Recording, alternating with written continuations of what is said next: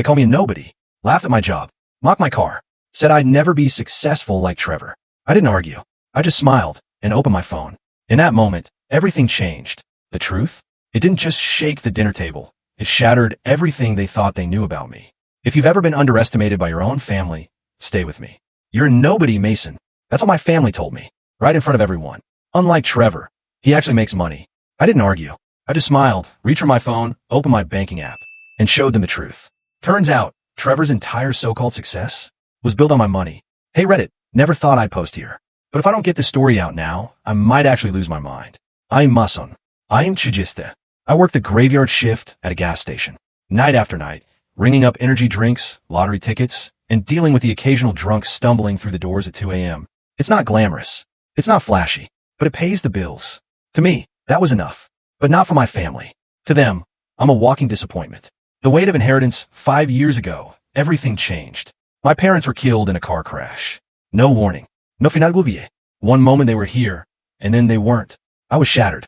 They left behind a house, our family home, and a trust fund. Modest but well-planned. My parents were careful with money, always thinking 3 steps ahead. I was named the trustee. I didn't ask for it, but I took the responsibility seriously. That's when the real burden began.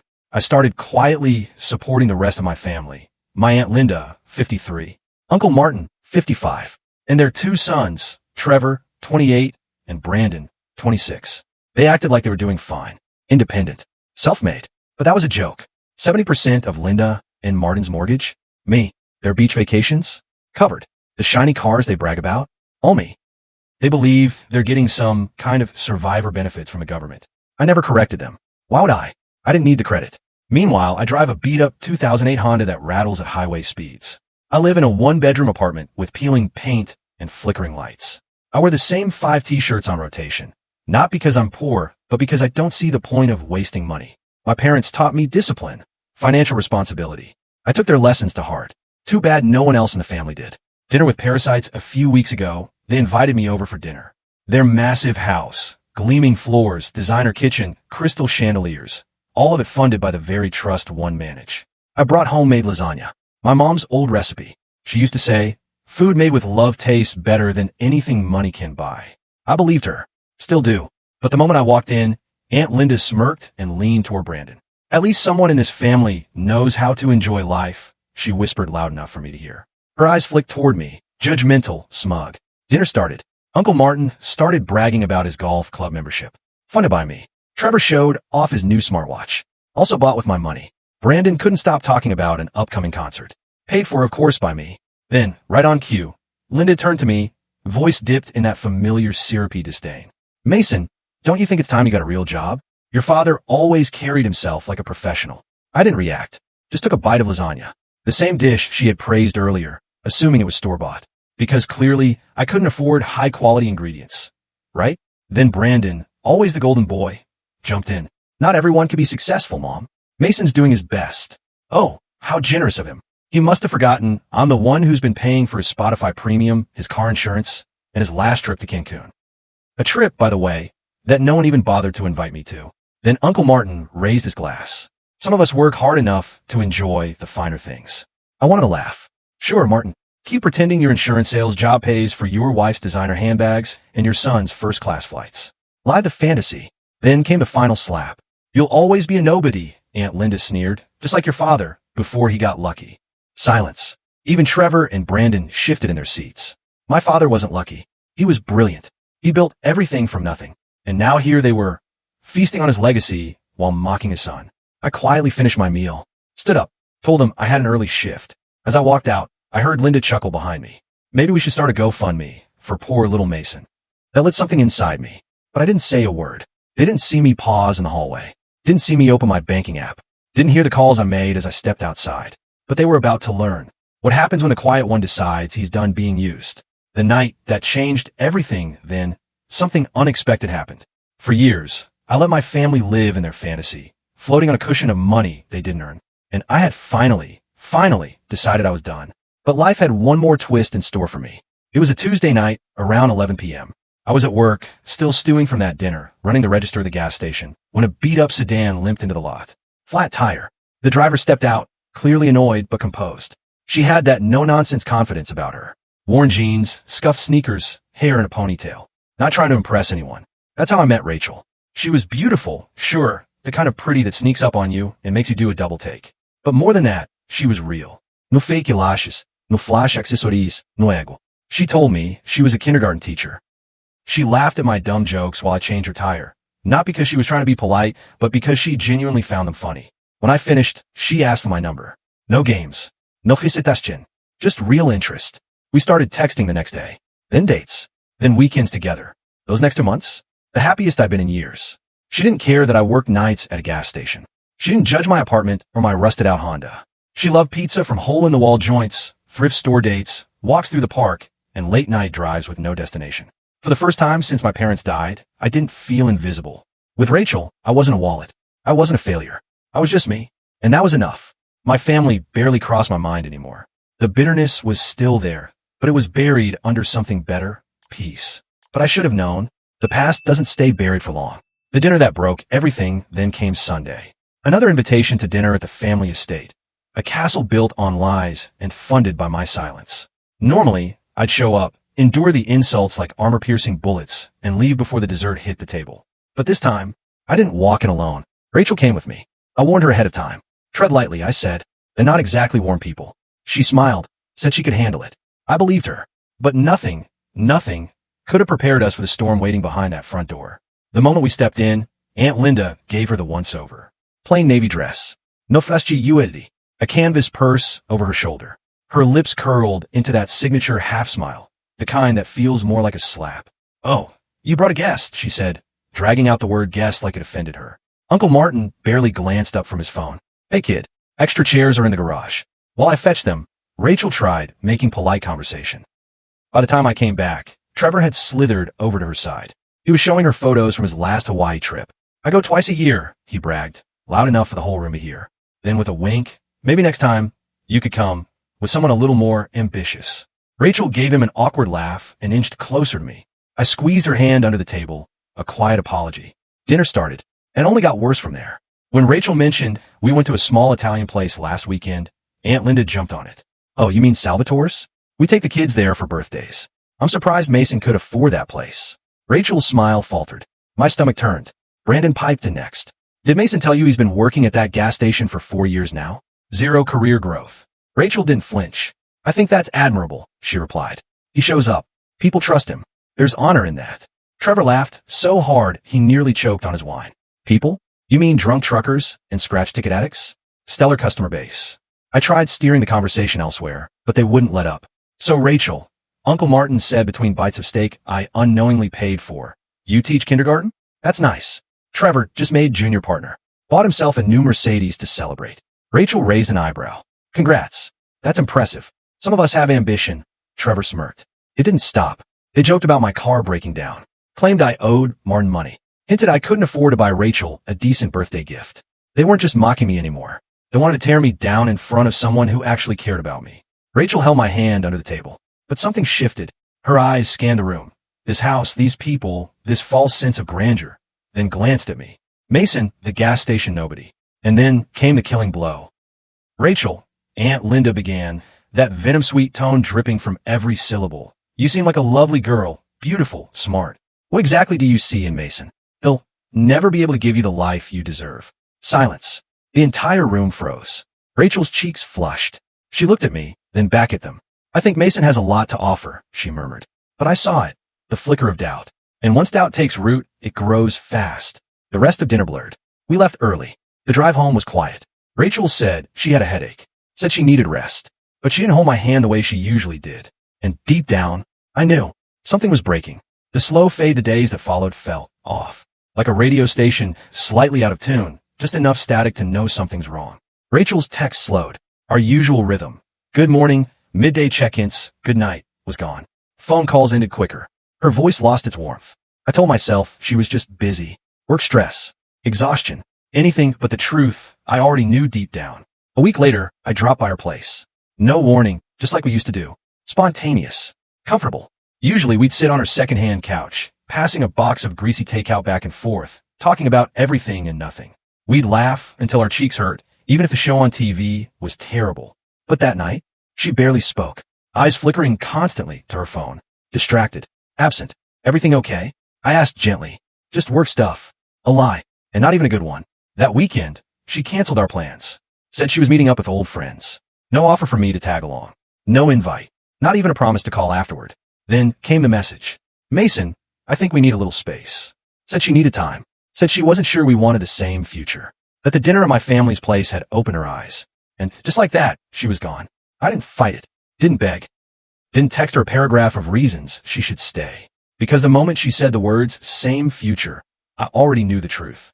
I wasn't part of hers. 2 weeks later, that truth slapped me across the face again.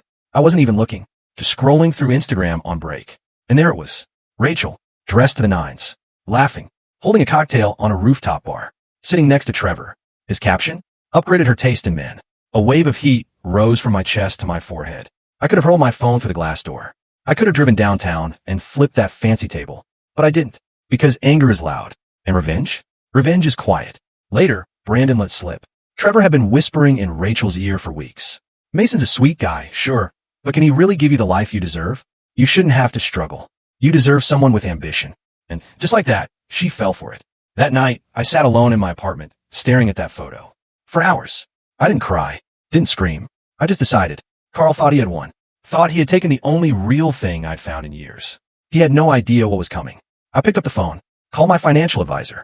Remember the plan we talked about? Are you sure? He asked. I was more than sure. They had taken my money, my time, my peace, and now, the one woman I cared about?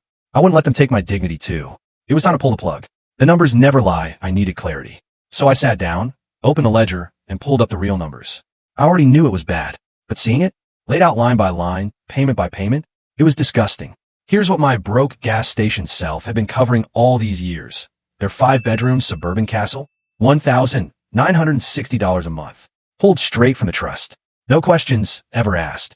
Uncle Martin's golf membership, the one he called essential networking, $375 every month. To swing a club and drink overpriced scotch. Trevor's 2022 Mercedes-Benz, the same one he used to pick up Rachel, $785 monthly payments. Right from the trust. Brandon's 2021 Audi, $675 a month, until he wrecked it texting at a red light. I paid the $3,200 repair bill without hesitation. Every vacation, every handbag, every emergency root canal, or pool heater repair, or designer purse. Me. Not once had they said thank you. Not once had they asked, can we pay you back? Not once had they offered anything but backhanded compliments and smug grins. They strutted around, drunk on illusion, convinced they were upper crust. Not one of them had earned a single cent of it. That week, I had to drop off some insurance documents at their house, still listed as their emergency contact, of course. No one was home. I had a key. I let myself in. As I left the envelope in Uncle Martin's office, a pile of printed emails caught my eye. Curiosity won. I skimmed, and my blood went cold. They were planning an engagement party for Trevor and Rachel. After just 2 months together, everyone from their social circle was invited. Everyone except me. The emails were unbelievable. Linda insisted I be excluded. Too much drama. Martin agreed. Said they should just tell me it was a small gathering. Trevor hesitated, briefly. Martin shut him down. Life's tough. Besides, he'd only embarrass us in front of Rachel's family. I reread that line over and over. Embarrass them. Like I was a stain. An eyesore. A burden. Next to the laptop sat a printed invoice. $22,000 for a master bathroom remodel. Guess who was footing the bill? I sat in my car outside their house. Not hurt. Not sad. Just done. My phone buzzed. A text from Rachel. Trevor says you've been spreading lies about his family. Please stop. They've been so generous to you. Generous. I stared at the word. I didn't reply. Instead, I started making calls. The trust couldn't be terminated overnight, but there were ways to legally start shutting it down. My financial advisor was ready. He'd just been waiting for my green light, and I gave it. Then Aunt Linda called. Her voice was chipper, artificial. Mason, sweetheart, you must come to dinner. Trevor and Rachel will be there. I already knew what this was. I went anyway. One last dinner. One last chance to see them for who they really were. The last supper, I pulled into their driveway at 6 p.m. sharp. The house looked more like a construction site than a home. Workers were on ladders, carefully installing a massive chandelier in the foyer, crystals catching the setting sun, scattering light across the marble floor. A chandelier I had unknowingly paid for. Aunt Linda greeted me at the door with a smile so fake it nearly cracked her face. Mason, so glad you made it. She gestured toward the chaos. Ignore the mess, just a few home improvements. Then, with a little smirk, well, maybe you wouldn't understand. I said nothing. Inside, the whole circus was already assembled. Uncle Martin, Brandon, Trevor, of course, and Rachel, standing beside him, her hand curled lightly around his arm, eyes carefully avoiding mine.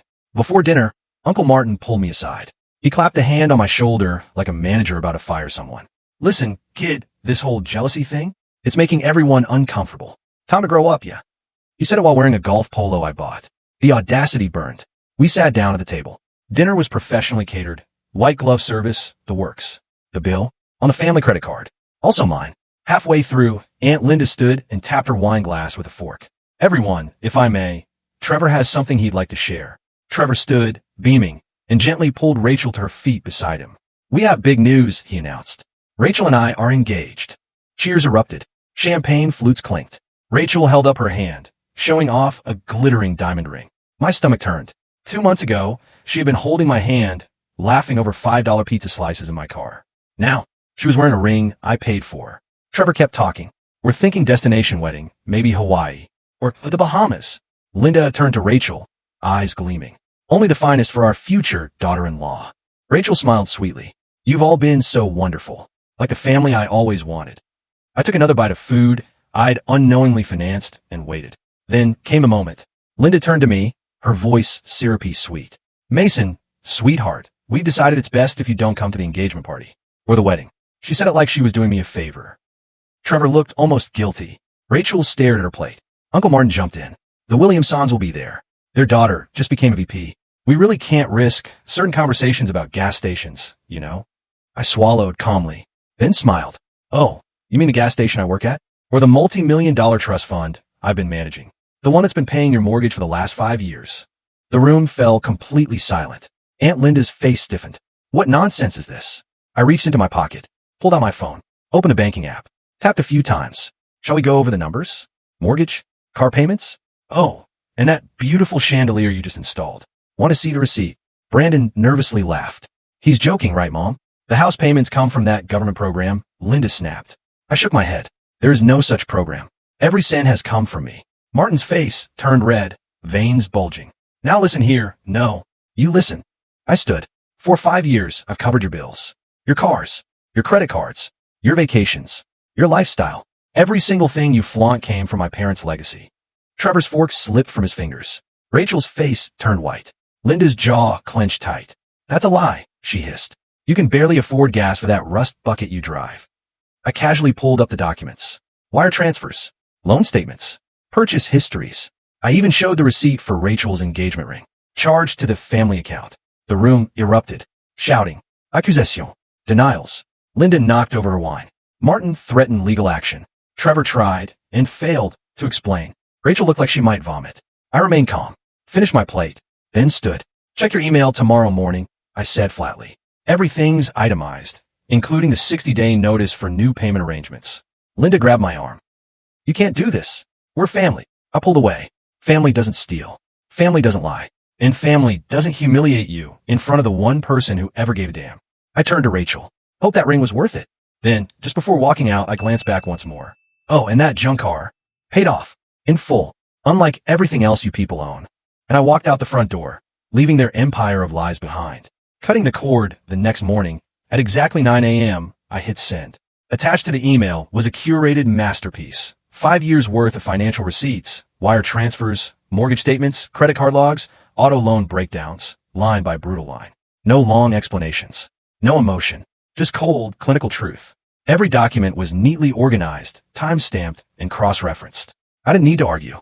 The numbers would do that for me. At the bottom of the email, just one sentence. All financial support will cease in 60 days. Then I shut off my phone. No waiting. No second guessing. I got into my car, drove across town, and sat in a quiet cafe I'd never been to before. I ordered an espresso. Black. No sugar. And for the first time in what felt like forever, I breathed. Not the kind of breath you take before walking into a war zone or faking a smile around your family. A real breath. Free. Calm. Mine. It was the best espresso I've ever had. Hours passed before I turned my phone back on. 63 missed calls. 214 messages. Over 40 Facebook notifications. They were unraveling. By noon, Aunt Linda was pounding on my apartment door. No knock. Just a full-on assault. Mason, open this door. I did. She stormed inside, mascara streaked down her cheeks, phone still clutched in her hand. The email glowing on the screen.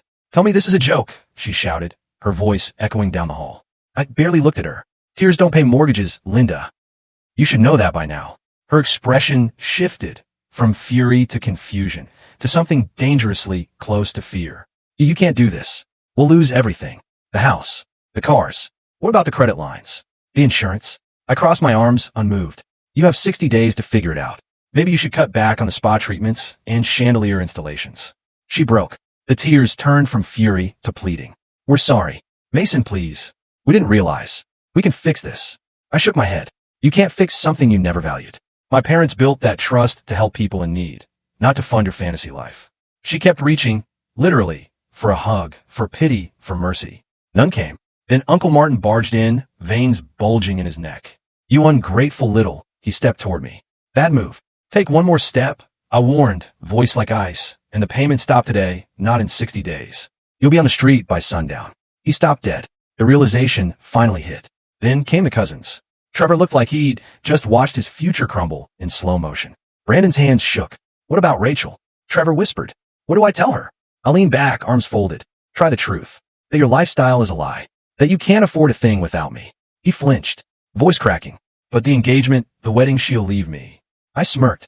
"Now you understand what it's like to lose something real." There was nothing left for him to say. The house descended into chaos. Linda sobbing on my couch. Martin pacing and calling every bank contact he could think of. Trevor hyperventilating in the hallway. Brandon just sat there, numb. And then another text. From Rachel. "Is it true about the money?" I turned the phone toward Trevor and held it up. His face went pale. "What do I say to her?" he asked, barely above a whisper. "Not my concern anymore." Linda made one last desperate attempt. "Your parents would be ashamed of you." I disappeared into the bedroom and came back holding a folder. Inside were letters, real letters from my parents. They'd written them before the trust was finalized. They stated, in no uncertain terms, the money was meant for emergencies only. For health, for education, for support in hard times. Not for designer handbags and destination weddings. I laid the folder in Linda's lap. "They'd be ashamed of you." This time, her tears were real. Then came the fallout. The chandelier company called. Their check bounced. The workers came back to dismantle it. Martin's golf club revoked his membership. He was behind 3 months on dues. Something I'd always quietly handled. And Rachel? She left. Trevor's fairy tale ended before the wedding invites even went out. Turns out, she wasn't interested in a broke fiancé with a collapsed facade. Trevor never even knew about the trust until it vanished beneath him. Collateral damage. The engagement was over. The wedding? Cancelled. Their perfect little fairy tale had shattered like a dropped champagne flute. Loud, messy, and beyond repair. I didn't hear it from them. Of course not. It was Brandon, the only one with enough humility left, who eventually told me what happened. Unlike the rest, he didn't show up at my door screaming or crying. He didn't flood my inbox with demands or guilt trips. He didn't call me ungrateful or accuse me of betrayal. He just disappeared for a while. When he resurfaced, he didn't come looking for money. He came back with honesty. He said, "You were right. I didn't want to admit it, but I see it now." I didn't reply, not because I was angry, just not ready. And then, one by one, the dominoes started falling. Uncle Martin tried to refinance the house, denied. Years of reckless spending, maxed out cards, and unpaid debts had torched their credit. No bank would touch them. 2 weeks later, I drove past their house. Linda was standing out front, arms crossed, hair undone, still in her bathrobe. She watched silently as workers climbed ladders and removed her beloved chandelier piece by piece. She didn't see me drive by. She was too busy watching her world fall apart. And me? I felt nothing. No rai, no triumph, no sorrow, just stillness. While their empire crumbled, I was settling into something real. My parents' first home. The one they bought before they made it. It wasn't fancy. No marble countertops or imported light fixtures. But it had meaning. It had history. I bought it outright. No loans. No debt. No strings. No perissettes. 7 months have passed since I pulled the plug. 7 months of silence. 7 months of waking up without dread in my chest. I quit the gas station job. No more graveyard shifts. No more slurred rants from drunken strangers at 3 a.m. I walked out on my final shift with my head high and no intention of ever looking back. Rebuilding from the ashes for years, I had this quiet talent, fixing cars. It started with Saturday mornings in the garage with my dad. Grease on our hands, old rock playing in the background, and the smell of motor oil hanging in the air. He taught me everything. Oil changes, brake replacements, engine rebuilds. It wasn't just a hobby. It was us. It was peace, focus, something honest. So I took what remained of the trust, the last untainted piece of my parents' legacy, and built something real with it. I opened my own auto shop. Just a modest space at first. One garage door, a couple of lifts. No neon signs, no luxury lounge, just tools, sweat, and fairness. Honest mechanic. That's what I named it.